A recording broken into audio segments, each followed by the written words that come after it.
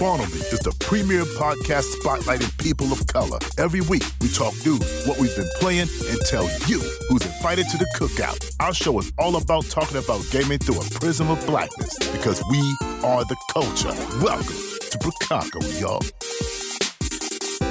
Yo, what's good, everybody in Chicago? This is the Spawnable podcast with Kahlief Adams. I'm your host, Kahlief Adams. I hope you're doing well, having a wonderful beginning of your summer. I know that I have been having a blast running around doing everything and nothing all at the same time, so it's been a pretty good couple of weeks. Of course, my New York Knicks are now New York champions and world champions. We are now the best basketball team on the planet, so I've been losing my mind in terms of watching the games and then watching all the fallout, the parades, and everyone freaking out across the planet for coming through and hanging out with the rest of us Knicks fans, which is always a blast and always good to be able to see. But this week, we have a really, really dope show where we're going to be talking to the fam. Cam Hawkins is going to be rocking with us this week on the show to be talking about some of the stuff that we didn't get a chance to talk about during Summer Games Fest. We were both running around, hanging out and getting things done and working out our appointments, but we hadn't got a chance to actually like sit down and chat about all the goodies that were there. So if you didn't see some of the coverage that we had on our YouTube channels, please go check that stuff out. We've put out stuff, I think it was like almost 11 videos on YouTube covering so many things that we got a chance to check out during the show, and get a chance to, subscribe and hang out with us even more for more updated videos and conversations that we'll be having on the show. So without further ado, I do want to bring the fam, the man, the myth, the legend, Cam Hawkins, coming through on Spawn on Me this episode. How you doing, fam? How's things? I'm doing great. Congrats to your Knicks. I was rooting for them. 53 years, that's a long time. I can relate. A few years ago with my Kansas City Chiefs, like, I never thought I would see the day. And, look at us now. So, congrats, fam. Right? Isn't our sports really fun, man? Like, I think a lot of folks who are in the gaming space kind of poo-poo on sports. They're like, sports doesn't really have the same kind of vibe the games do. But like, man, when the Chiefs were getting the chip, the world kind of rallied around them. It's now our turn for folks to get really excited about basketball from a New York perspective again. So it's always fun to be able to see that. And it's also really fun to see you again, because I feel like we were ships in the night at Summer Games Fest. We were so busy. Always running past each other like, hey, see ya. Like literally, hi, bye. Because we were just, that was definitely the busiest SGF from a schedule standpoint. I hardly had any breaks to like talk to anybody compared to like previous years, but got a lot of cool things that to see and talk about, and I always appreciate you allowing me to join the team during SGF and rock it with you. No, it's always great because I think you bring such a fantastic perspective to all of these conversations. Especially fun to be able to do get a chance to cover a show like that together, which is great. So for this episode, I think we wanted to talk about some of the stuff that we both got a chance to see kind of in tandem and apart. We talked a little bit about it on the video that we have on the YouTube channel. Make sure you're going again and checking that out. But I know there were some standout ones that you got a chance to check out afterwards and discuss and look through and play and get some time with. What are the kind of like highlights that came across for you at the show this year? Yeah, so some of the ones I unfortunately still can't talk about due to embargoes. So hopefully I'll be able to talk about those soon. But one of the ones that I really liked that I really had no tangible knowledge on what it was is Erosion. Erosion is a roguelike open world, for lack of a better term. So it's not like a roguelike where you're going level to level, place to place, and trying to get to the boss at the end. This is an open world game that just happens to also be a roguelike in the sense of its mechanics. And it's really dope. It has a voxel style art direction. and it's very like running gun. All your weapons are like different guns, like the revolver and the shotgun. You have like this levitating bike, for lack of a better term, that you use to travel around the world, and you have quests that you normally kind of have like different choices on how you want to proceed with those quests. So one of the examples is you go to this like chicken cult leader, and they basically want you to help make the cult more prominent and things like that. But then you go to a bartender in a local town, and they're like, hey, these cult members are a real problem. Can you please like take care of them? So you basically kill them, and you don't like go up to them and like have like a dialogue to make those decisions. You just do the action. So if you want to take out the cult leader, you just start shooting. You just start you just start killing them. There's definitely a bit of humor to the game. And the interesting part of it all is that the whole premise of the game is that you're trying to save your daughter, who's basically been taken. But if you die, time advances 10 years, as well as your daughter. So your daughter gets older if you die. Huh. And so I'm very curious what the narrative elements are going to be like, based off of like, hey, if I beat this game without her aging, what happens? Or, oh, I get her to a certain point, does she die and I lose? Or is it just like, oh, she stays at this really old age at this point, and she basically outlives you, or you outlive her because you took so long? There's a lot of those type of things that I'm very curious about, and the idea of how many, like, if you can do a new run and you can carry over the things that you have from your previous run so that the next run is a bit quicker, you're able to save her easier. Those are the kind of questions that I have going into its eventual release, which is supposed to be, it just says coming soon. So we don't have an exact release date, but I'm really excited about this. Roguelikes are a hit and miss genre for me. There's some that I really love. Like, I think Dead Cells is one of the best games ever made. I'm not as high on Hades as most people, but I still recognize that they're phenomenally crafted games. But this one just like feels a bit of a fresh air type deal, and so I'm really excited that I got to play this and get this put onto my radar. Do we know if this, because I know I'm watching the trailer now and it's like join the playtest and stuff. Do we know if this thing is still in a like demo form somewhere, or is it like a Steam Next Fest kind of deal?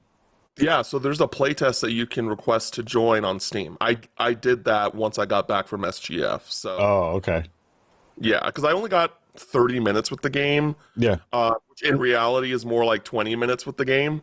And so it was a lot to, especially with a roguelike, there's so many mechanics and stuff.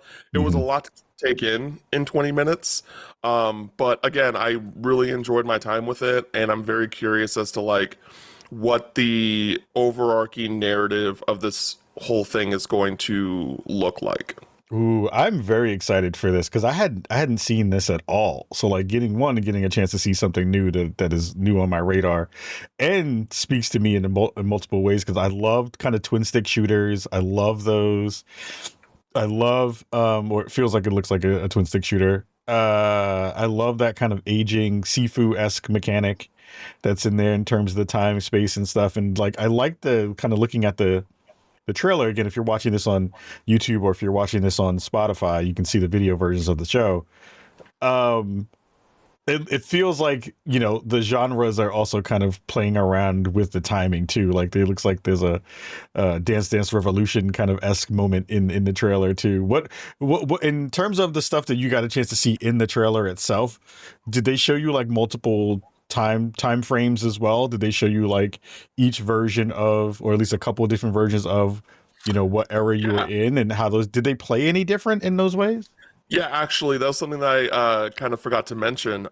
So when it comes to that quest, like where you kind of choose between the cult leader and the bartender of the town, to me, I was just like, oh, of course, I'm going to kill the cult leader. So like, we don't like cults up in here.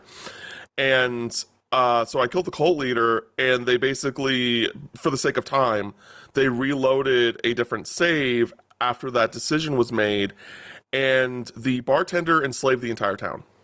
And so, like, it's not one of those situations where there's an obvious good or bad choice. It's like, hey, which one would you rather do? And there's probably going to be negative ramifications for regardless of what you do.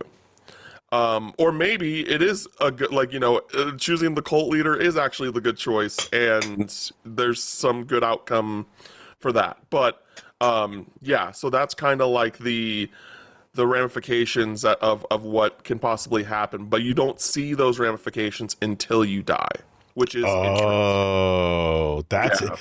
That's even cooler, because then once you've actually died and not come back, because you're not really coming back after that, but like that must be really weird, because then you're like, well, what did I actually do, and how does that stuff kind of reflect in the overall playthrough after that? I guess is the question I have. That's very cool. Because then go ahead.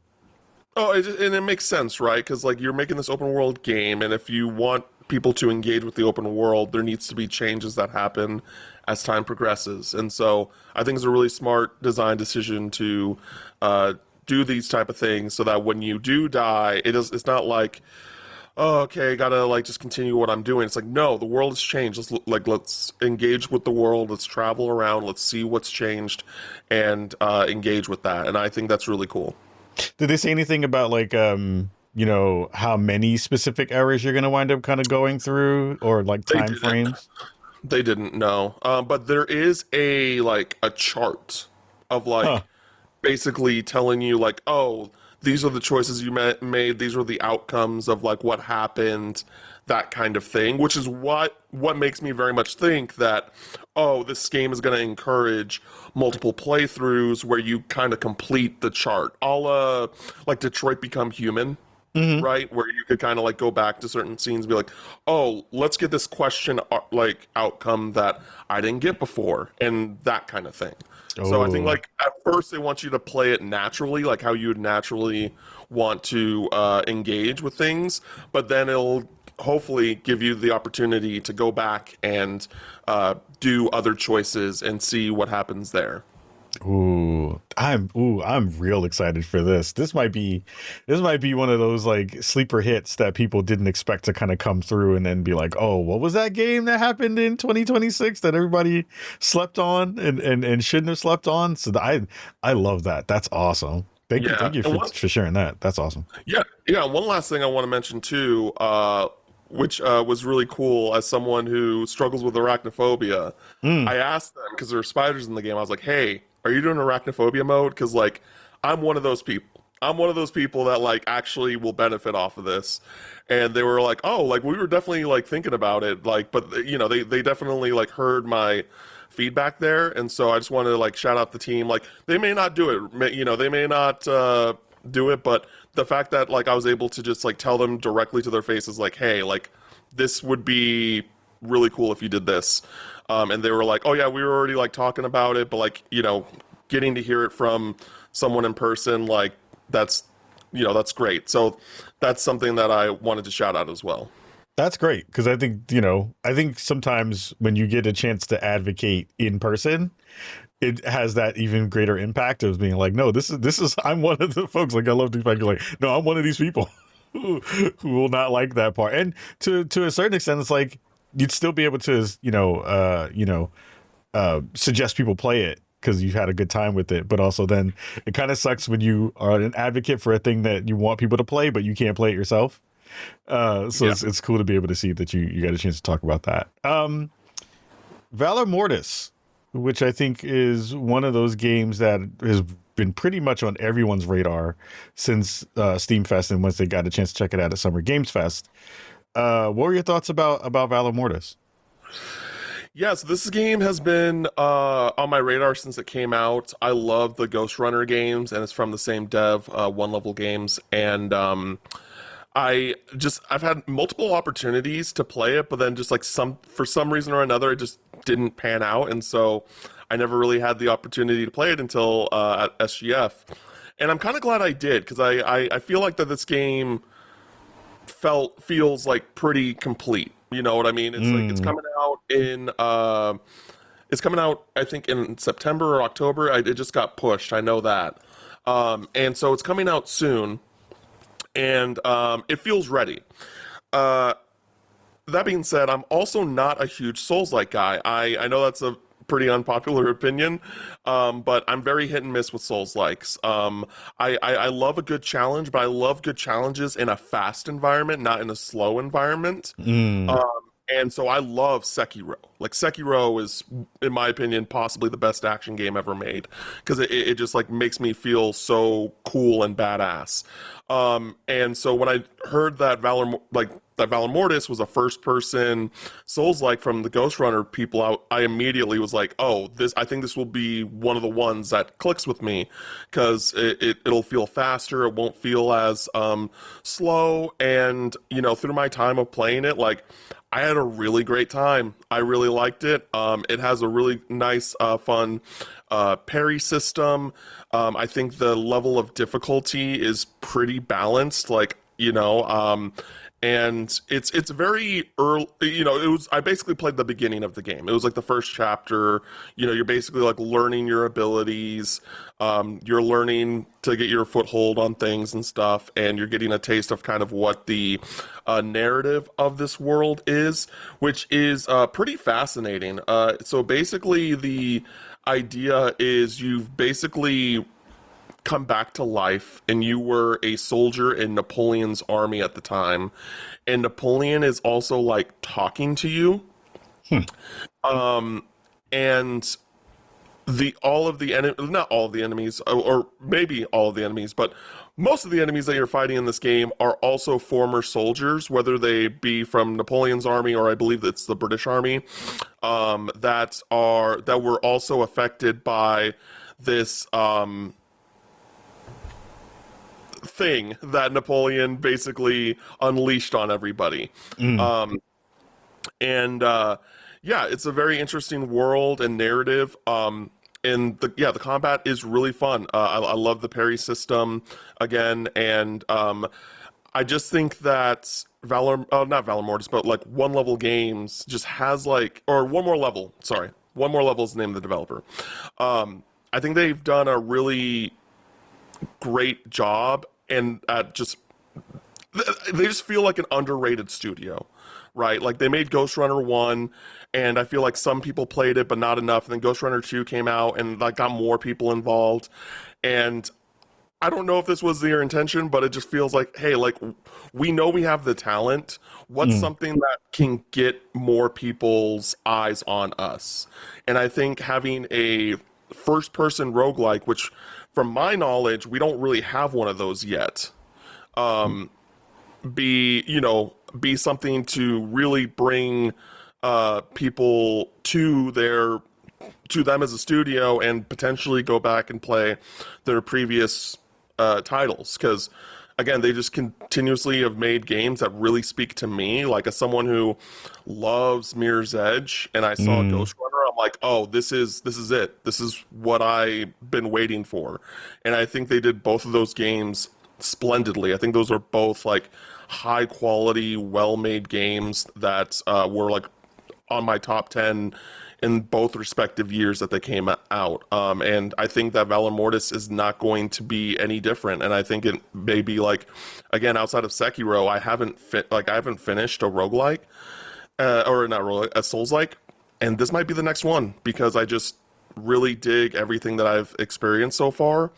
And I think that people, even if the first person stripping you out, like, don't let it. It's really cool. It's really dope. And and you also have weapons, and you have magic abilities as well. But I didn't have a whole lot of time to play with those, and I'm very curious to see how that evolves as the game progresses. The funny thing is, while I'm watching this, because I've seen it in a couple different iterations over the time that they've talked about this game coming out, and I think, if you're listening to this show, if we're recording it on a Sunday, I think tomorrow, Monday, will be the last day that it might be up, or it might be today. Might be the last day it might be up. So make sure you're getting a wish list. It looks a lot like Dishonored in some ways because of that first person camera, which I love. The fact that those two vibes kind of are mashing up together. Were there any, because I think the thing that has kind of leaned me or weaned me off of Souls-like games is that it feels like everything feels very similar in terms of not only aesthetic but mechanics at this point, right? Like you're going to get a good parry, you're going to get a good the third person camera work is usually where things have landed. Was there anything else in the game that really kind of made this thing feel like it stood apart, that you were like, of those other experiences that I know I've had already, and maybe were the ones that didn't really kind of give me that space to connect with it, like you talked about Sekiro in those ways, and how that you love that one? Was there anything in this that kind of, besides setting and some of the usual, trappings of a Souls-like that felt different in some way? I don't know if you have played Sekiro, but I think that that is a better comparison to the overall combat experience versus a Dark Souls or an Elden Ring, because you can parry, and then when you have moves that are not blockable or parryable, and so you have to be able to dodge and adapt and be quick on your feet. Which I'm not saying that you don't do in Souls-likes, like traditional Souls-likes, but it just feels like you're a lot more consistently moving in a very fast-paced way. Part of it is just like vibes. You just kind of have to like play it and recognize like, oh, this is not like, I can't approach this exactly like how I would approach like a Dark Souls, and it's more in line with a Sekiro. That being said, I do think, because I didn't finish the boss when I played, I ran out of time, but I did get a few tries on it, and I thought I beat it, and then there was a second phase, and that was when I like was out of gas. I was like, oh, I've used basically all my resources, that type of thing. But I think that, at least based off this first boss, the game does a really good job at like kind of teaching you like the important mechanics of the game, and then they're like, hey, here's everything that you've learned, here's a boss, beat it. And so if that speaks more to you because of that, then I think you might think that this one might click for you a bit better. But when it comes to like an overall experience, it's too early to tell for me, like, because I only got to play the beginning. They did have a separate part of the game available, but because it was my first time, I was like, I'm just gonna start from the beginning and get my bearings and that type of thing.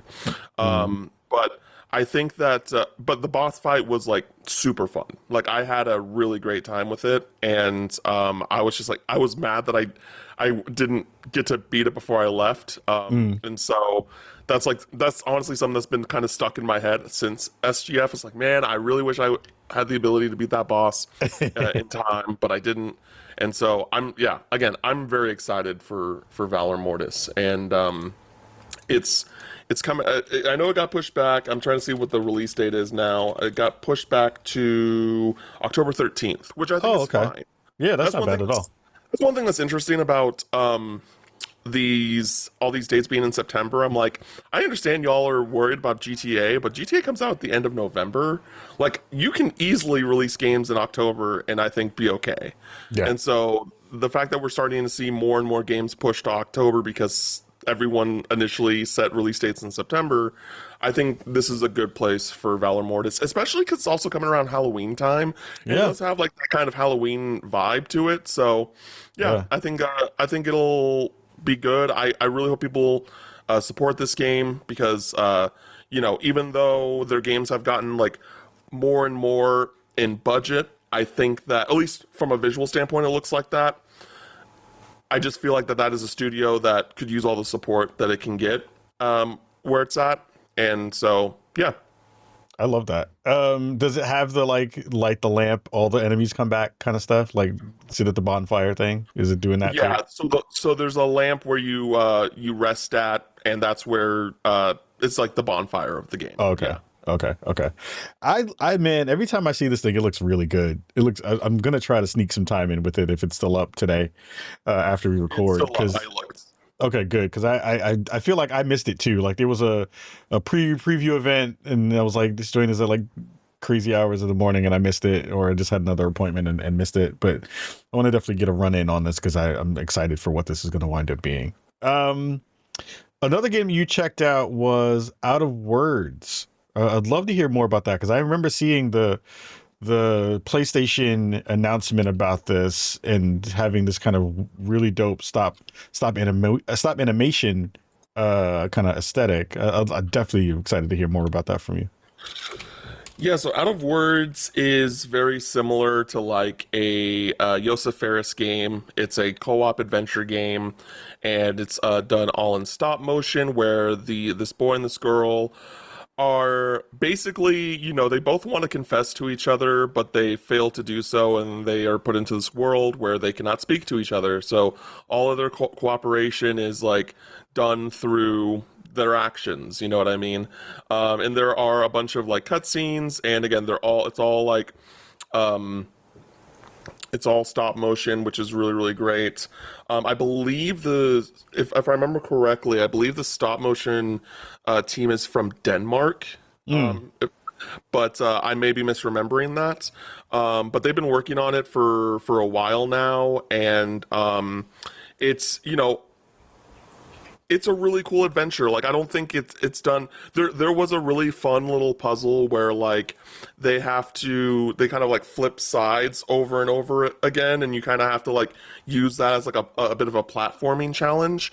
But outside of that, it was really just kind of getting introduced to the world and the environments that you're going to be engaging with. From a gameplay standpoint, I feel like it was just, it was rather light. It was rather straightforward. And so I think a big part of the, I do think we're going to get those kind of challenges similar to what I just mentioned. But it was really the story that in the art direction that was like keeping me involved with what's going on when I was playing. And so, yeah, I think it's really great seeing something like that, and Orbitals as well, right? That's coming out in October, I believe. And so that's really dope too. It just has a lot of personality, and I like when we get these very dedicated, very meticulously crafted artistic games like this, where just like so much work is put into like the smallest detail. And that's really hard, and seeing that be translated into a video game is just like, I think it's just such an achievement. And so I really enjoyed my time with this, and I'm very excited to see more. It doesn't have a release date. It's just supposed to come out sometime early next year. It is going to come out on consoles, but this is an Epic Game Store exclusive title. This is through Epic Publishing. So just wanted to, mention that for those that primarily play on PC. That's going to be interesting to see how they land that, because I think one of the issues has been around folks not necessarily adopting the Epic Game Store launcher and being excited about, playing in those spaces. I am happy that it will be coming to console, because then I will give them more of a, ability to get it in front of more people. But I agree with you, and I share the same sentiment. Like, when teams get to make stuff like this that feel bespoke and feel like they're using, mixed media in cool ways like this, man, those experiences are so cool, because it's like you just don't get a chance to see this level of detail and craftsmanship in, we see it in video games that we could play every day, but it's a very different version of it, right? Where like it is all digital. You don't get to say, you're not looking at people play around in the editor and in the engine in the same ways you'd get a chance to see people kind of like moving these digital, not these physical actors in stop animation frame by frame to make these things look like this. So that's cool. I love anytime you can make a thing like this, I'm probably going to play it, you know? Absolutely. And it's one of the best examples where that remind me like, man, I really don't know enough about game development than I want to. Right? Because I see things like this and I'm just like, how do they do this? Like how do they do, like I don't need the ins and outs of like I don't need to learn to be a programmer, but it's just like how do they do this? Because they talk about like, oh, we made all these models and then we scan them into the thing. Like how? Right? Like, Yeah. what is the technology that allows you to do that? And so I just want to give this team their flowers because it just looks absolutely incredible, and it just seems like a project that's like, did this take y'all 10 years? Right? Because it's just like, you know what I mean? But it's like, oh no, we did it in like, I think they said it was like from just the idea of the game to now. I think that they said it was like 4 or 5 years. I'm like, how? No, that's crazy. Yeah, I know. I'm like, how'd you do that? So That's wild.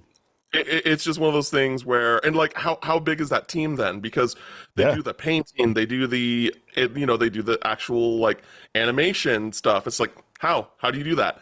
And it's just like, man, there's so many talented people in this world, and I wish I had like a drop of that talent. This raises my level of excitement for the game, and also makes me want to really get them on the show to talk about stuff like that. Like, how does that process actually come together? So, out of words, I'm very excited for what this is going to wind up being. And yeah, you should definitely go check out when this is going to drop, whenever they actually land the ship and give us a release date for this thing.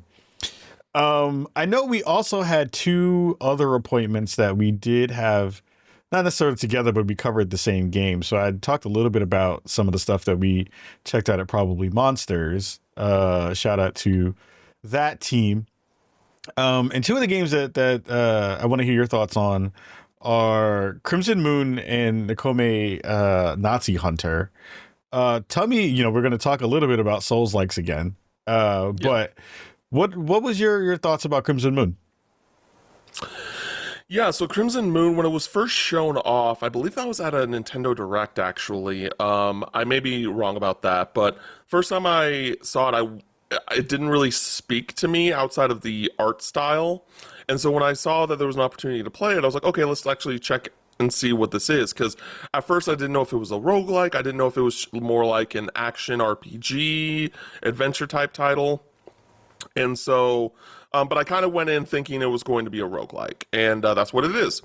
And but the big thing about it is that, one, which I honestly forgot about it until I was talking with my podcast partner Kevin Kenson about it, is that this is a 2-player co-op game, which I think makes me more high on the game than I initially did walking out. I think this is one of the games that I walked out the lowest on. Not particularly that I think it's a bad game, I just don't think it was for me.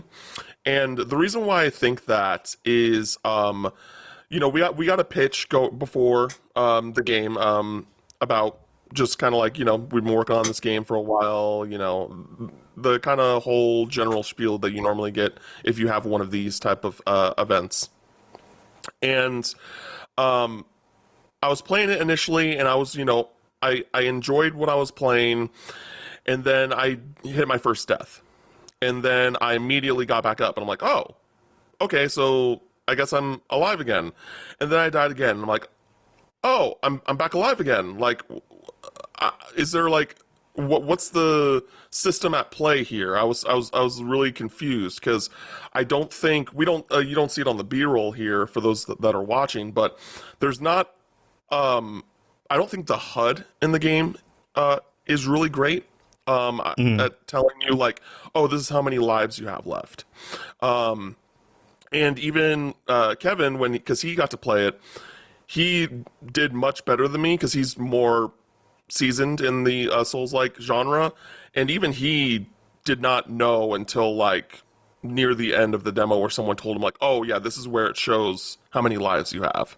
And it's just like, oh, that does not read, for at all.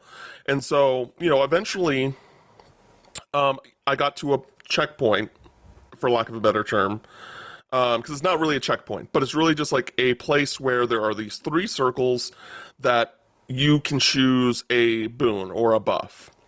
And I was just like, okay, sure. And so I picked that up, and it didn't click with me that at that point I was like, oh, I'm playing a roguelike.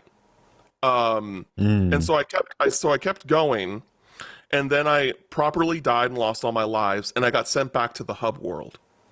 And when that happened, I was like, oh, I do not like that this just happened. I was like, oh, this is really upsetting. I did not know that was what this was, because if it was, I would have approached the demo differently. I would have been a bit more cautious and selective with how I approach certain enemies and things like that. And so so when I got sent back to the beginning, I'm like, oh, well, I'm not going to see the rest of this level anymore, and I wish I knew that. And, if I did know that and I died, then that's on me, sure. But I just wish I was filled in prior that, oh, this is also a roguelike, you have this many lives, if you die, you're going to get sent back to the hub world. I think I would have had less of a bad taste in my mouth if that was the pitch I got, which I don't know if that was the pitch that you got, but that was not the pitch I got.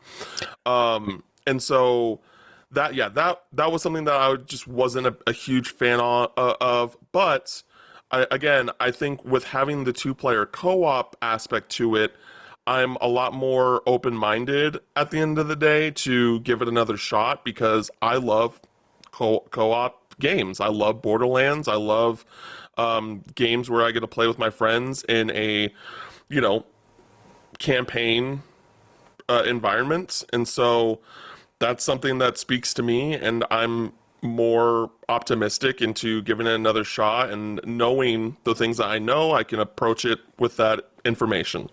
Yeah, I think, I came away from it feeling really excited about it. But I think also, like, I agree with you that there were elements of it that I was like, oh, I totally didn't know about the resurrection thing until I was asking them too. I was like, oh, is this on like God mode for the demo, like for the event? Because like that'll happen sometimes when you're going to an event and you're playing a thing for the first time. They'll put it on like a debug mode where you can kind of like not really die. You can kind of play through it so you can get a better understanding of what it was. He's like, no, that's a part of the game mechanic. I was like, oh, like I totally didn't even understand that was a part of it in that way. From a kind of nuts and bolts perspective, though, I think outside of the kind of misalignment in expectation, the kind of small pieces of like, well, how did it feel when you were kind of playing it? Did it feel like you liked the aesthetic in how it looked? What were your thoughts about the kind of nuts and bolts of the game? Yeah, so the art direction is cool. I like the way that it looks. I like the way that it plays. I like the equipment system. Again, it gives very much Borderlands vibes, where it's like you defeat an enemy, see what the enemy has dropped. And sometimes it'll be something that'll be an upgrade for you, and sometimes it's not. I'm curious if that stuff will transfer over between levels. I'm sure it will, because like if not, like how do you really progress in the game? And they did mention, similar to what you were saying previously, they did mention that the demo was easier than what the game is going to be, which is fine, but it's just one of those things where there were certain aspects that that I wasn't aware of, and so I kind of had a assumption as to what the experience was, and then that was not true. But yeah, I think that's because I think in the grand scheme of things, like I think that these levels seem to be like kind of properly paced. Like it'll probably take you maybe less with a friend, like maybe 30 minutes to get through a level. Like it's not a super strenuous experience based off the structure of what they made the game to be. So yeah, like in general, I think it's a well-made game. I think it's going to be I think it'll be solid. My main thing is that I don't know if they've really been sending the message that this is a roguelike Souls-like. And I'm worried that people are going to get a similar reaction to me when I played the game. And on top of that, let's say that they do send that message to players.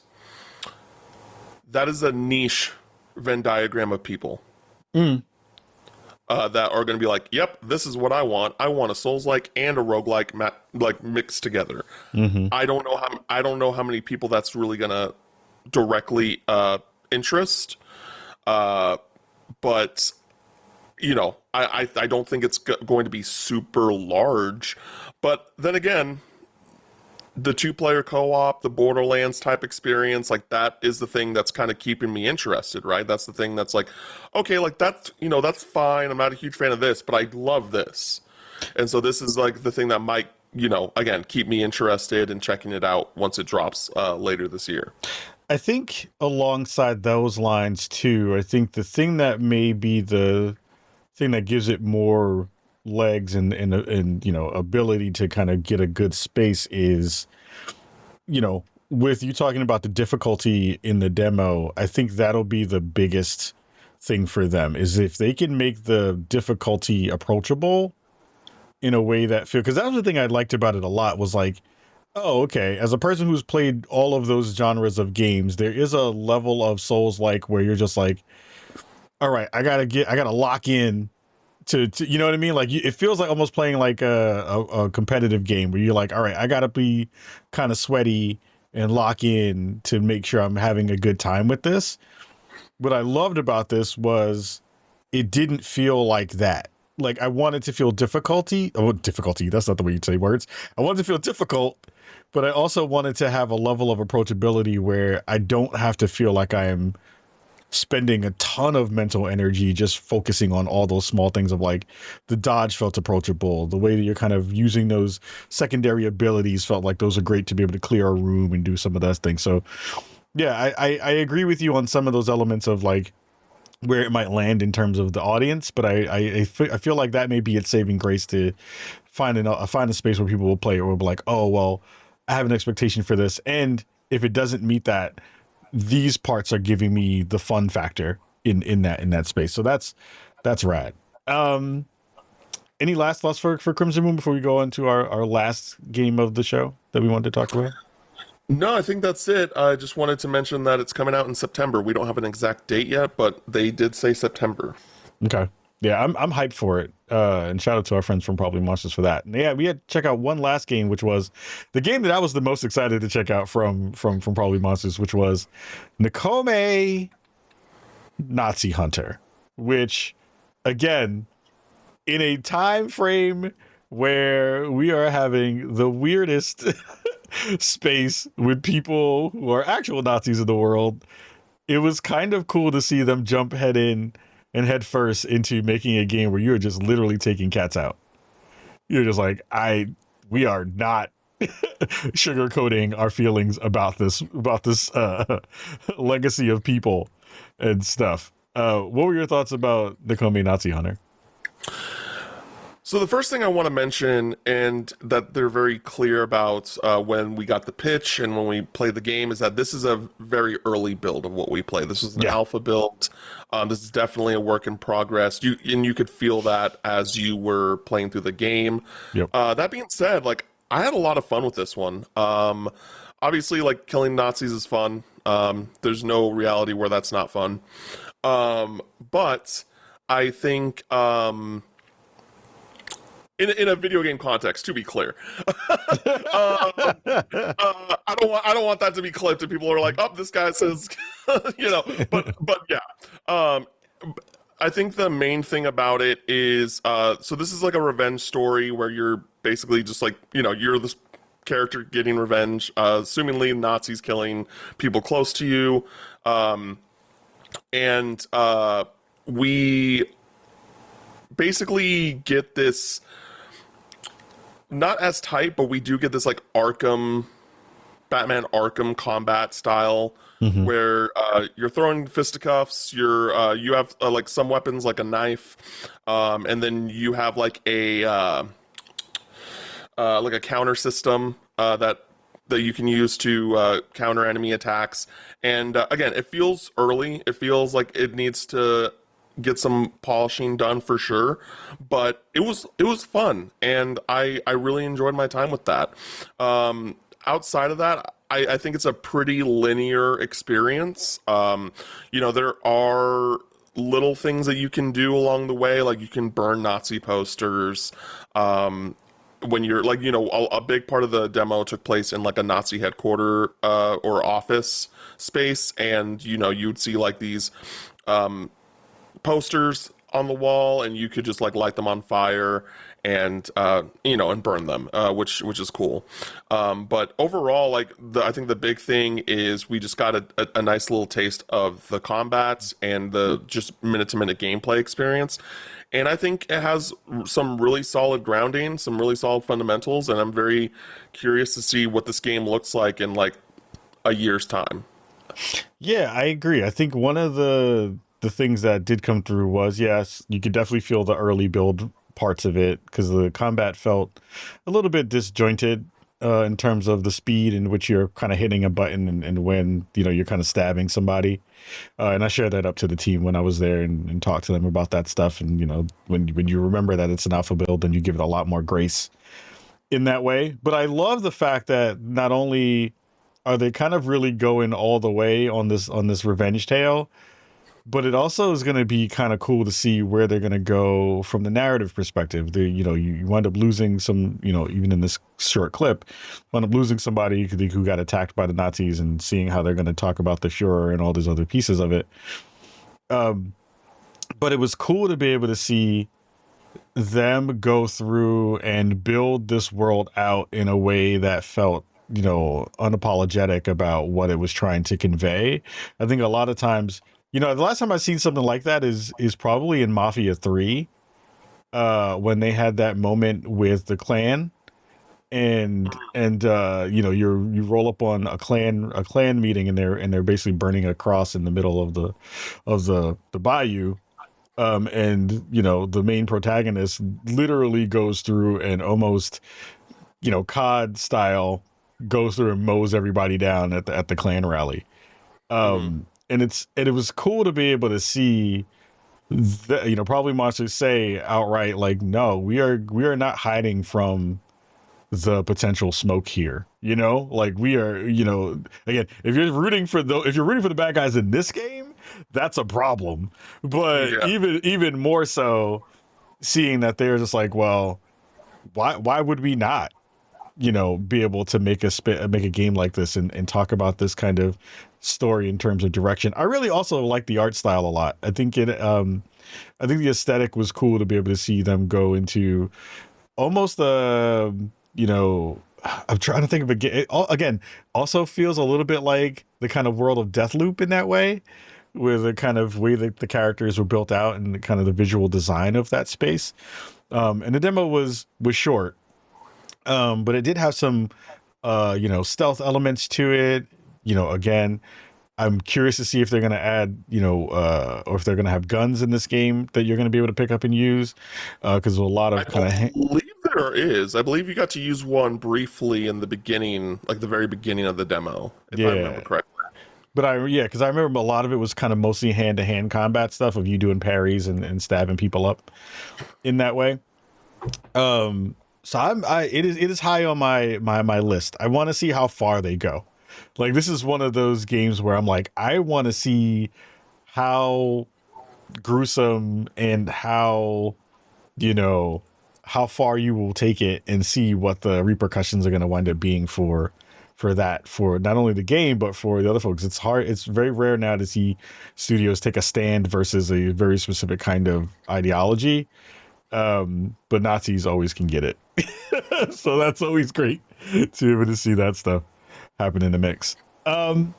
Let's take a quick 10-second break and recoup, get our brains together, and take a quick ad. And then after that, I want to come back and talk a little bit about what we've seen from our friends over at Xbox and the discussions that we've had over the past couple of days about Asha Sharma, the new reset, and a little bit more. So we're going to take a quick break, We'll be right back after this. What if you could transform your body, level up your mind, and unleash your warrior spirit all by playing a role-playing game? Well, now you can with Infinite, the world's first science-backed fitness fantasy RPG where real-world progress becomes your power. Create your avatar based on your goals and level. Then explore game modes like the Dungeon, Academy, and Sanctum using powerful tools and apps to forge real transformation. You ready to combine fitness and gaming to unlock your ultimate potential? Then visit fitnessfantasyrpg.com and use the code SpawnOnMe for 10% off your custom plan. Play Infinite and become the hero of your own fitness story.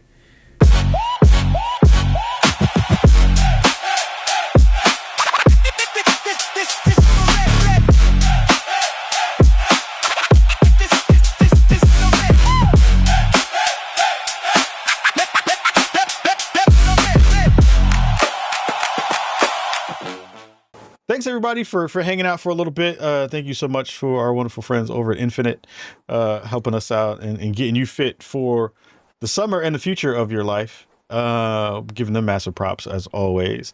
Cam, so we had a lot of good information over the Summer Games Fest that turned out to not necessarily be the best information for our friends over at Xbox. I think it was a very mixed bag with that started off really strong with their Summer Games Showcase that, you know, showed us E-Day and a whole bunch of other games that people were really excited for. Fans there for Fan Fest got, you know, or will be getting their new Xbox Series X's in that cool transparent green cases that they have. There was a lot of good love being brought to the brand that seemed to immediately get washed away with some discussions coming from the new CEO about not only, you know, them not doing well financially in the ways that they want, having a new kind of routing or direction for the business that will potentially and probably already has started in layoffs and studio closures that we saw in conversations around Compulsion and others, you know, makers of South of Midnight, which won multiple awards and got crazy good reception across the world. I know you've been also tracking these stories and tracking kind of the vibe of the space. I'd love to hear your thoughts about kind of where all of this is landing for you as a person who, you know, we're all in the same gaming space. We all love and play on all these platforms. What are your thoughts about the kind of current direction that we're seeing, at least from Asha's discussion points that came out this past week?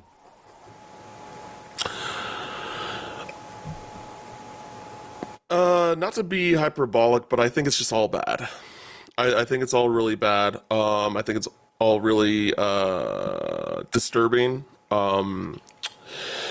I think that we are seeing a new Xbox leadership that is pivoting to a similar, I'm not going to say it's a one-for-one, of course, but a similar headspace as to what PlayStation is doing, where it feels like that they are, in the grand scheme of things, wanting to only make games that are going to attract a general audience. And on paper, that makes sense, right?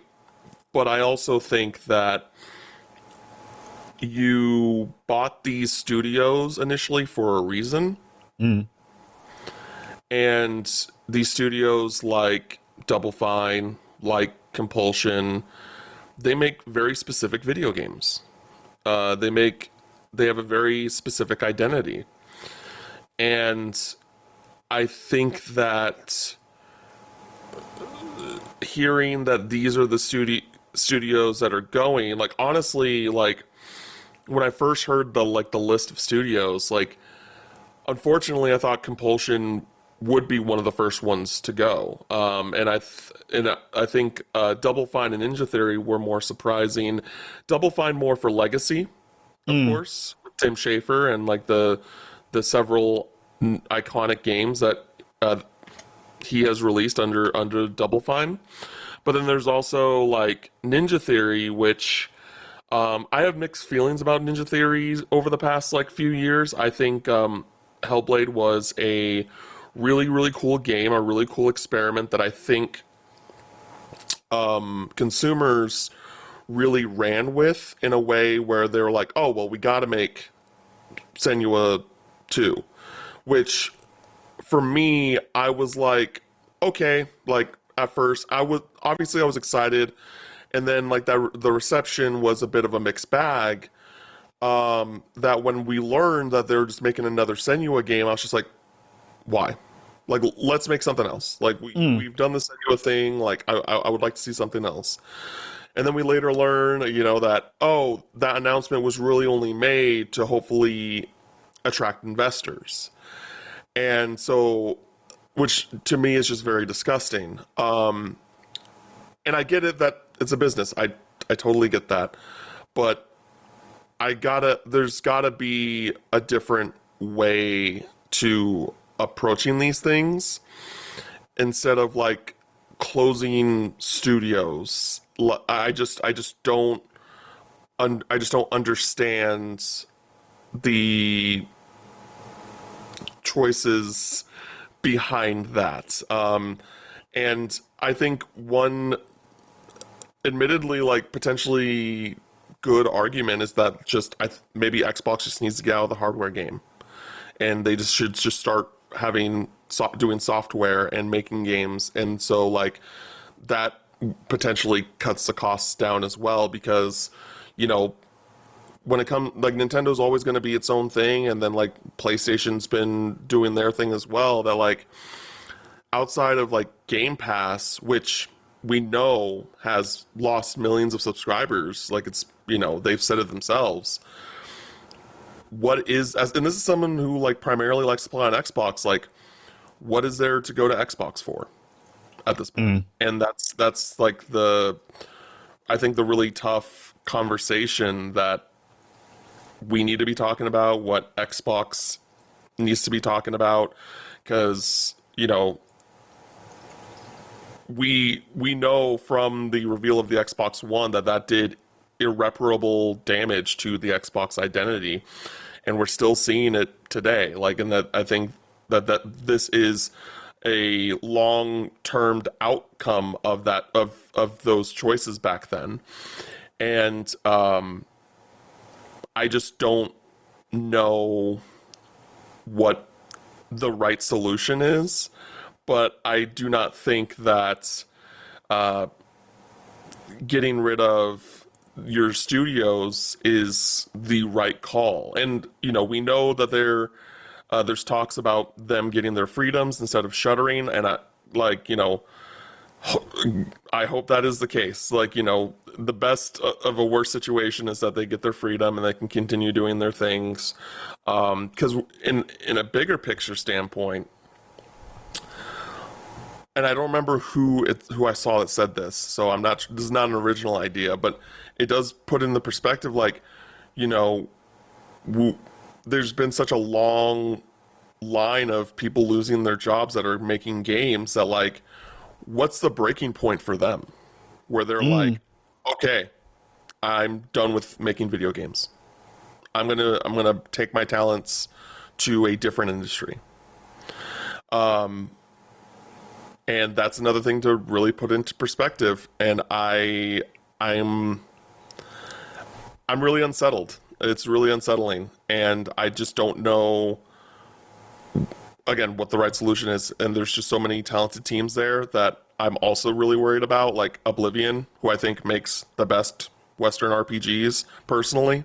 Obviously, there are other great studios like CD Projekt Red and Bethesda, but for me, Oblivion, like, I love the way that they make their RPGs, and that's really worrying. And I feel like if it wasn't for the success of Grounded, they would also be in the conversation.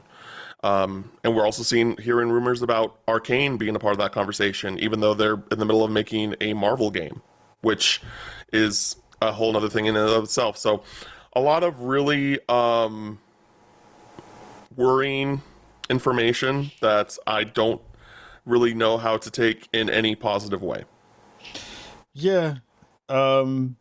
yeah, it's not a good time for the brand in a lot of different ways. And it sucks because it came off of such good info and such good showcasing of what was coming down the line.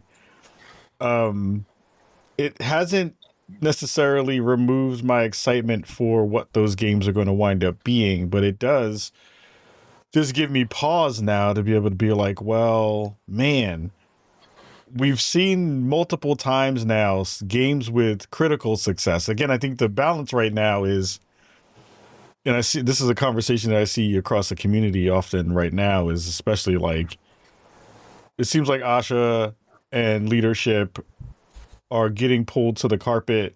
You know, the I shouldn't say those two folks. I would say the brand is being pulled to the carpet by Microsoft and saying, you have spent a ton of money. Now we need you to be more financially, sustainable, smart about your money, and figuring out good ways to recoup some of what we have already spent in some ways. And the ways you're going to wind up doing that is either closing some of the, your assets down and dropping some of the payroll in those spaces. Or, what's the other levers that we can pull that's going to wind up being there, which will probably be the hardware is not going to be as cool. I'm not going to say as cool. It's not going to be as forward facing and kind of innovative that it might be, just because of multiple things, problems. I don't think it needs to be. Well, I think in a weird way, this is where we might disagree, is the current space of Xbox Series X to PlayStation 5, and I say PlayStation 5 Pro, right, is a small differentiator there, because the Pro is a little bit beefier in terms of getting you closer to 4K 60 as opposed to 4K 30, which is now the standard, which was not supposed to be the standard for this generation anyway, right? The thing that I'm going to wind up seeing, or feel like I'm going to wind up seeing, is because we're at a level of fidelity and we're at a level of, frame rate that is pretty standard across the board now. I mean, most PCs, if you're running a decently, run PC, you're running everything at 4K 60 anyway, or at least 1440p 60, which I think is a good sweet spot for most people. With the upcoming space that we're going to wind up seeing, that's where I think they have to have some innovation that's going to cost some more money, that makes it a little bit potentially more expensive, that makes it into a space where you're like, I must buy this thing. If we're going to say Xbox is going to stay in the hardware market, you have to have a thing that's like, this is the reason why I'm buying this box. The games are going to look pretty much the same. I don't think we're going to see anything in the next 5 years it's going to change technology wise. It's going to be like, oh my God, we're going to see something that's like, you and me look exactly like how we look right now on camera will be the way we will look inside of a game. I think we're still some years out from that. And people kind of don't care about that from what they've said. They've been like, we don't care about photorealism anymore, even though I'm very big on photorealism. I love that stuff. But I wonder if, like what you said, is going to be where the road winds up going, where we're going to get less interesting titles. Like, Out of Words, as much as I'm excited for that thing, that feels like a game that in the next couple of years, at least for Xbox, is going to go away, right? Those kinds of bespoke experiences are just going to go away when it comes to that layer of it. And mind you, ID at Xbox still gets a lot of good funding, still puts on and still publishes a bunch of really great indie titles. But I wonder how that then changes their scope for what they're able to go after and sign and stuff too. If we're thinking about games only having to be and only can be financially viable from their pitch to be able to kind of live in those studios. Are we just going to wind up being in the space where like everything looks like everything at this point? What are your thoughts about that, Cam? Yeah, I mean, again, I already feel that way a lot for PlayStation, where, like, I don't want to go on to a huge tangent here, because I also think this is a flaming hot take that a lot of people will probably come out with their pitchforks at me for. But I think The Last of Us has done a lot of damage to, like, major AAA titles, where I'm looking at So it's, at least in the first party space, where it's just like I'm looking at God of War Laufey, which I'm super excited for. To be clear, do we really need a companion again? I'm looking at Marvel Wolverine. It's just like, do we really need a companion helping Logan in what seems to be like, or like what I'm assuming is like every mission is not going to be the same hero, but it's like going to be like someone. It's just like, can we kind of stem away from the need to have like a co-protagonist or a secondary character to tell the story that it's trying to tell? And I think that the first party of Sony does that a lot, right? Like outside of Soros and Returnal, which was my game of the year that year. Those were very distinct, different experiences that I, really enjoyed because of how different they were, and that was Sony first party. And unfortunately, it doesn't sell like the way that Naughty Dog games, Santa Monica Studio games, Horizon dev games go, but like that's like what I personally am looking for. Like again, am I going to play the new God of War? Absolutely, it looks great. But both of those things can be true. And so I'm worried that when we look at Xbox, we look at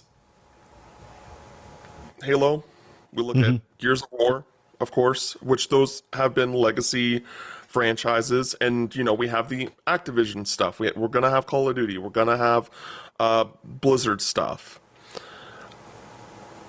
But after that, like, what do we got, right? Because we're probably not gonna get a new Outer Worlds game. Nope. I think that was the last one. Yep.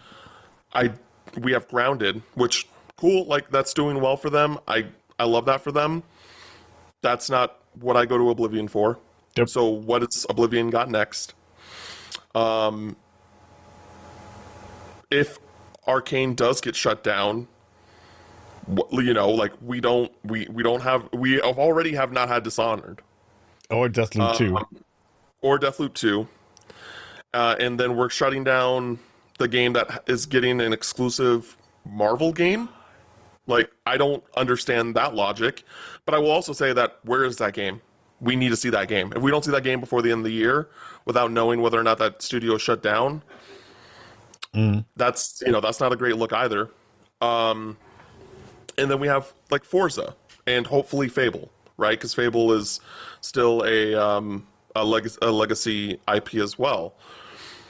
But we're just in a really weird place right now, where all of those things, do those excite me?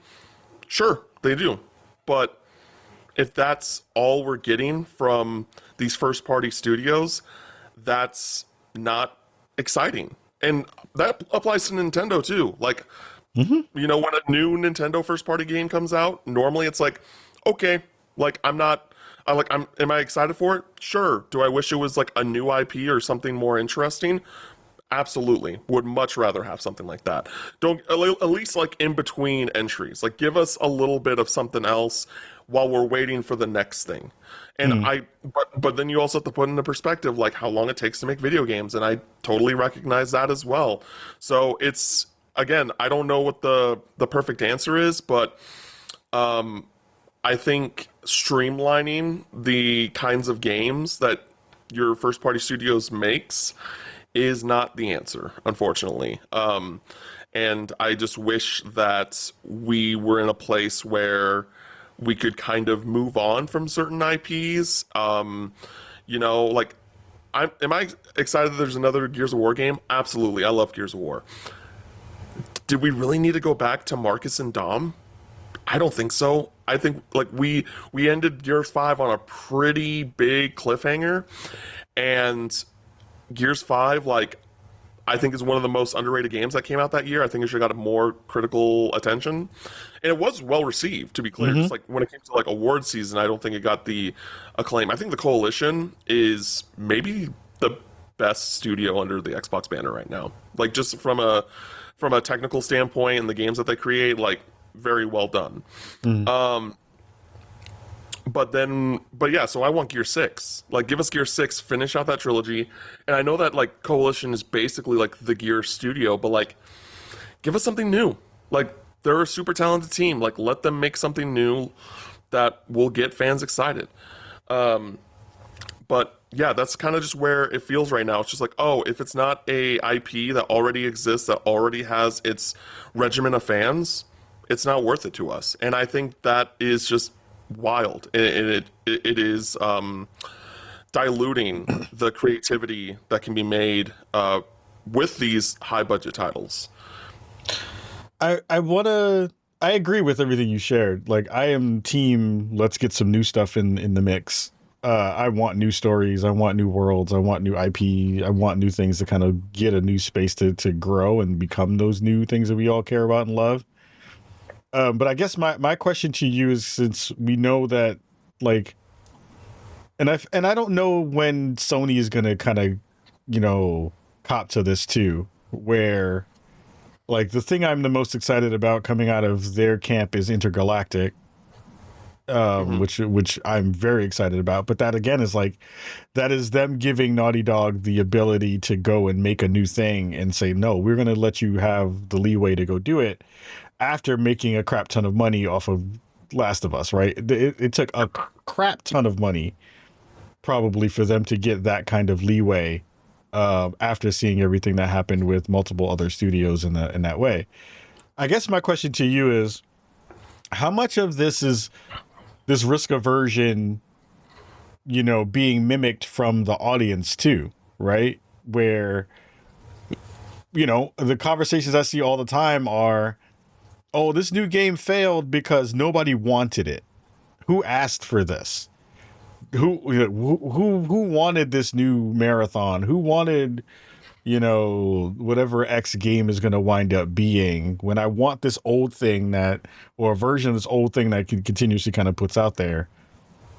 I'm not going to put blame on the audience for not supporting stuff, but, like, how much of that symbiotic relationship do you see in the spaces that you're talking to, of, like, seeing how fans are kind of not actually buying or playing the new thing anymore? See, I'm not even sure, and I'm not saying this as, like, I know anything. It's more like just genuine, like, I'm not sure. Yeah. I'm not sure if the problem is the lack of people showing up, but more so the expectations of Xbox and PlayStation. Because I'm sure that they make certain games knowing that, oh, this game is going to sell much more than, or much less than, like, the new Call of Duty, or, like, a new Halo, or, like, something like that. Like, let's be real. Like, do we think that South of Midnight or Psychonauts 2 was going to sell numbers? No. And that's just you could say that based off of the art direction. You could say that based off of the gameplay, or, like, you know, the lack of photorealism, whatever have you. Because I think that is a big part of it. I think photorealism graphics is a huge part of it, especially as someone who favorite genre of games is JRPGs. And if you're not Final Fantasy or Kingdom Hearts, you're not selling those kind of numbers. You're just not. And a big part of that is because of the photorealism, and a big part of that is, well, in Kingdom Hearts' case, is the Disney aspect. And so when I look at, when I hear people talk about, like, oh, we're not excited for this, that, and the other, I mean, part of it, in a certain subsect of these people, it's completely performative, and it's just them being losers. But for others, it's like, it could be just like, hey, there are way too many games coming out. Like, I know, speaking for myself, I would not be able to, like, talk about as remotely as many games as I do if I didn't if I wasn't given the opportunity, being sent codes, things like that, like things are expensive. And but then even when you put in that lens, like Xbox Game Pass isn't doing numbers, and and part of that naturally was because of the rise in the monthly subscription. Asha's brought that down. I don't know how much that's going to affect things, because I do think Game Pass is still a really great deal. And there's still like plenty of games that are coming out like later this year as well as going into next year that are like, if I have Game Pass, this is how I'm going to play it. Like Beast of Reincarnation. Super interested in that. That should be, I believe that's Game Pass day one. Persona 4 Revival, like a remake of one of my favorite games ever, is going to be on Game Pass day one. And like, awesome. And I think even Stranger Than Heaven, if I remember correctly. I think so, yeah. Yeah, and so like there's still a subsect of games that I think make Game Pass attractive outside of just being like, hey, instead of just buying a game, pay $10, $15 a month, and then you just have like a slew of games to choose from. But we also have to put in perspective that like the whole like, oh, shooter, baller, gamer, that's a real thing. That's like what most gamers make of on console, are people that want to play specifically shooters and sports games. And so it's really complicated. And again, similar to what I was saying before, like I don't know exactly what the right answer is, but if your mentality initially was to get a suite of different studios that make different games and experiences and, you know, artistic perspectives, then cutting these studios is like the worst possible thing to do. Like these are your artistic studios that you're cutting. Like, not to say like that, you know, the other studios aren't artistic, but like there's a sense of identity behind these studios from their art direction that you don't really have with these other studios. And so, but admittedly, they're also probably the least selling with their titles. And so again, on the business end of things, like I understand where they got there with these games or with these studios. I understand how they got there. I just think that it's the wrong way to approach things. And I think that ultimately a big part of this as well is just making like that Activision deal was just like so much money. And now there are these other studios that are seemingly experiencing the consequences of that choice, where they're like, hey, we got to recoup costs from this Activision deal, cut these studios that make the least amount of money. And that sucks. And so that's where my headspace is at with it.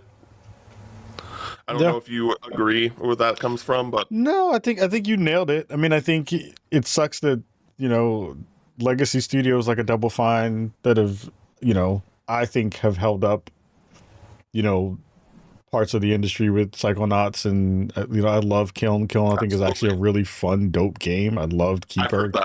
Keeper is super cool. I think that was really interesting. Like, you know, Compulsion made We Happy Few. I still say you got to take your joy from time to time, you know, because there's a line from that game of you taking your pills for whatever that was. And South of Midnight was transformative for me as a look into a studio who was willing to go and do a project like that took place in the American South with a black woman protagonist.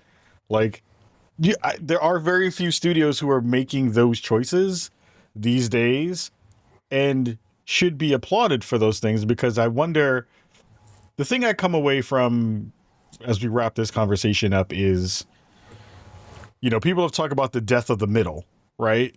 You know, we have the indie space, which is consistently held up everything over many, many years in the gaming space, because they are the ones who are, you know, making titles that aren't necessarily the AAAs that are the big super GTA 6s of the world, while you're waiting for those GTA 6s of the world to come out. And you have the super big games that you know are just automatically going to sell. Like I'll continue to use GTA as the example, but like, you know, that game is going to sell $1 billion in its first year, right? It's going to outsell every game. Everyone's going to wind up buying it. It's going to be a cultural phenomena. All those things are going to be already tied to that thing. Even if the folks who are like super into the games media and game space are like poo, I don't care about this game. It's just another GTA game. It doesn't matter because the rest of the world is going to play it, right? But what happens to the art? Like, that's going to be the thing that I am most worried about. And I talked a lot about most of my thoughts. You can hear about all of these things on IGN Unlocked, because I was on there with Ryan and Miranda sharing thoughts on it. But that's the thing I'm most worried about. Like, if we are going to say, and if this is going to be a trending thing, because I feel like also when these things happen outside of Nintendo again, the big two mimic each other sometimes a lot in ways that we don't necessarily say out loud. Like, PlayStation also closed a couple of studios already. Microsoft has closed some studios already. Nintendo doesn't close anything because they work under a very different structure. So when people get mad at me in the comments and being like, why don't you add Nintendo into these discussions about exclusivity and all this other stuff? It's like, because they don't play by any else's rules. They're doing their own thing. Stop comparing them because they're not doing the same thing. I hate that. It doesn't make sense. Structure is completely different. Yeah, like, it's totally different. That Ocarina of Time remake is probably being done by a third party contract studio. Like, it's probably not being done internally, which is crazy to think about. From like, you know, under the Xbox, like PlayStation infrastructure of things, but that's just kind of how Nintendo functions. And yeah, they are very meticulous, and they are very specific about the studios that they acquire. And when they do that, it's because they've worked with that studio for years and years and years. And then they're like, okay, like, we actually want to invest in the studio and make sure that we have direct control. And to a certain extent, the thing that people keep forgetting in that discussion is, like, they are not beholden to anyone else. You know what I mean? PlayStation is beholden to Sony. Xbox is beholden to Microsoft. They are not under a different umbrella. They are not a BU, a business unit under a much larger corporation. So stop saying that dumb crap, because it makes you look stupid when you say it out loud. But I'm really worried about the art, because there just isn't going to be a space for it, and there's going to be no studio who's going to go and be risky in a world where, or the risk is going to have to come at a very cheap cost, in terms of much cheaper cost than what you would see from kind of normal AA development. I think it even makes me worry about the AA space, because the AA space is going to be games that are like stuff like this, Nokomi, stuff like Crimson Moon, stuff like things that Saber is putting out, like the Hellraiser game and the Saw game and all these other games that are being put out, Stuntman, all those other titles that are going to be in that very AA space. How do they sell? And is that a canary in a coal mine for the future of the next couple of years of development from studios when you're starting out a project? Again, the things that are already in flight, those things are going to come out when they come out. But what does that mean for the rest of us and for the rest of the people who are in that space? And I do agree with you wholeheartedly that we're going to see a mass exodus of people out of the space.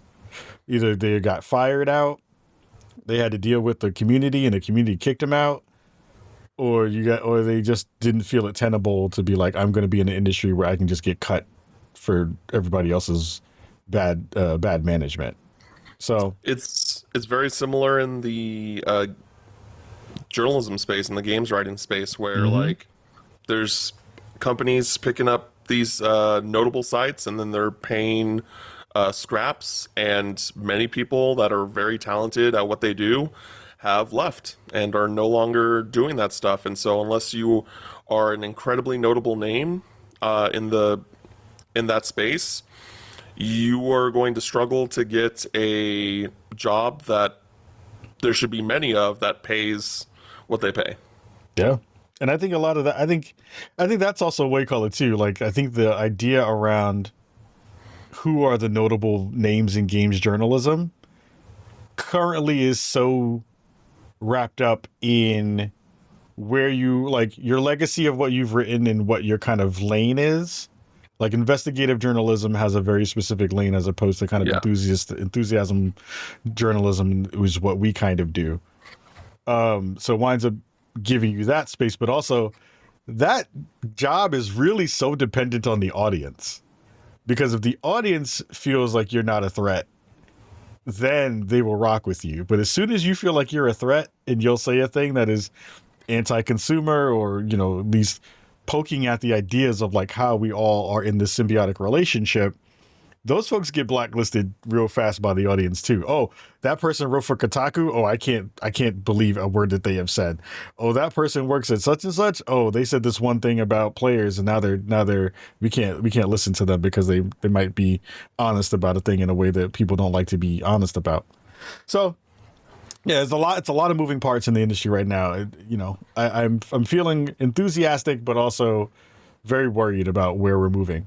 And trying to figure like what does that mean for all of us who are both trying to stay in the industry and folks who are trying to cover this stuff in a way that feels good and feels smart, because the walls are closing in and that feels weird in a not good way. Cam, I love you, fam. I'm happy to see you. I'm happy that you came through and rocked with me today. Let people know where they can find more of your work and all the goodies that Cam is putting out in the world. Yeah, it's been a minute since I've been on, so glad that I've been super busy this year, and I know you've been busy too, so like glad that we've been able to link up and talk about all this. Yeah, so you can follow me on all my socials at CamFinalMix, and I have a JRPG podcast with Kevin Kenson called Party Chat JRPG podcast, which you can find on YouTube and podcast services around the globe, where every week we talk about news in the world of JRPGs and other Eastern titles, things that we've been playing, as well as a fun like topic of the show that revolves around the genre. So yeah, that's me. Dope. As always, Cam, it's always good to have you on. We got to get you on the show more often when we're not running around like chickens without heads. This year is going to be even busier with all the games that are going to be coming out too. So that's going to be hard to do in so many different ways. But give Cam some love. Cam is one of the smartest kids in this space. I said kid, he's a grown ass man. I didn't mean it like that. I'm 32, crucially. Yeah, I know. I'm youthful. For me, as a almost 48-year-old, 32 is a kid. But yes, go give Cam some love.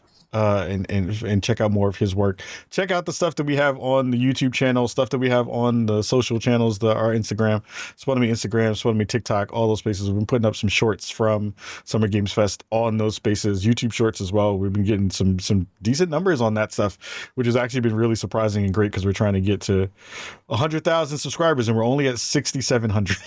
So we have a long way to go. To get our play button at some point, but we're working towards it, working hard to make all that stuff happen. So check out the stuff that we also talked about in today's show. I think a lot of the games that we discussed are going to be things that we're going to be circling back on towards the end of the year. I feel like we even may have some game of the year potentials in some of these games as well. And go check out other stuff. Like, just don't play the things that are in your comfort zone. Go check out other things that might not necessarily be in your comfort zone. And I think you'll probably have some fun. So we're going to get up out of here for this episode 585 of the Spawn on Me podcast, on our way to 600 very, very soon. So word, when we get to 6-7, I'll let you know. We'll all talk to you soon. Much love, watch your hands, watch your butt, and we'll see you all very soon. Much love. Peace.